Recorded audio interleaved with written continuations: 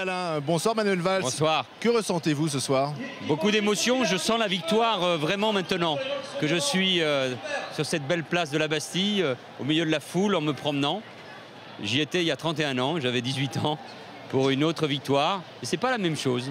Peut-être parce que mon rôle a été différent. Vous étiez le directeur de communication, voilà. Vraiment l'homme qui a accompagné François Hollande, aujourd'hui élu président de la République. C'est un soulagement ce soir? Oui, il y a une forme de soulagement. En même temps, on se le disait avec Pierre Moscovici et Stéphane Le Foll qui ont joué un rôle évidemment essentiel. Il y a quelque chose qui se termine. C'est la campagne, l'aboutissement. C'était l'élection de François Hollande parce que nous pensions qu'il était le plus à même aujourd'hui de réconcilier ce pays, de le redresser avec cette volonté de justice. Il était celui qu'on attendait. Mais il y a quelque chose qui se termine et il y a évidemment une autre page qui va s'écrire. Et là, on est dans une forme de transition où on a presque envie, j'ai presque envie de retenir le temps pour fêter la victoire, que les gens sont heureux ce soir. Les gens sont heureux, les gens dansent, chantent, mais les temps sont difficiles. On a entendu le discours de François Hollande, c'était un discours bien sûr de joie, mais aussi de gravité. Bien sûr, oui, parce qu'il faut réconcilier.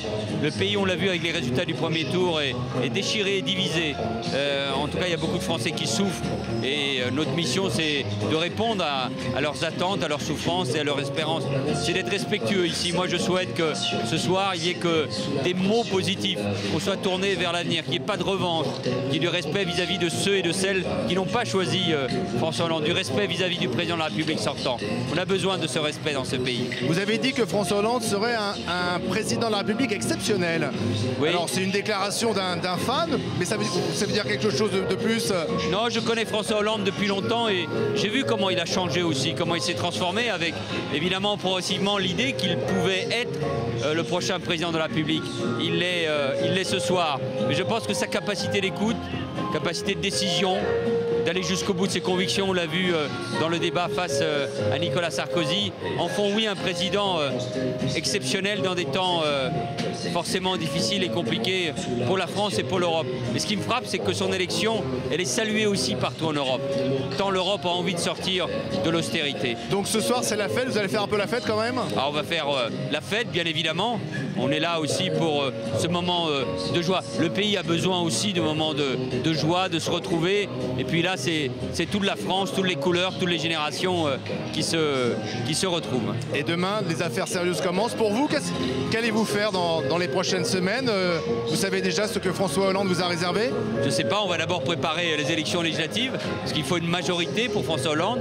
Et je serai évidemment candidat au renouvellement de mon mandat de député sur Évry et sur Corbeil. J'y tiens à cet ancrage local.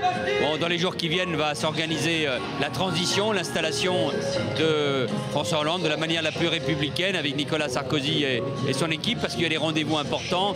Je pense au G8 aux États-Unis, à Camp David, et le sommet de l'OTAN à Chicago, où François Hollande annoncera le retrait des troupes françaises d'Afghanistan, et puis à lui de nommer un Premier ministre et de former un gouvernement. Alors vous vous occupez de tout dans cette campagne. François Hollande arrive à quelle heure précisément, place de la Bastille, pour qu'il vienne ici nous parler à BFM TV? Grâce à BFM, j'ai compris qu'il était entre Tulle et Brive, et écoutez, il sera là. Il viendra à la Bastille. Avant minuit, il sera là à la Bastille, bien sûr, il est attendu. Merci Manuel Valls. Merci à vous.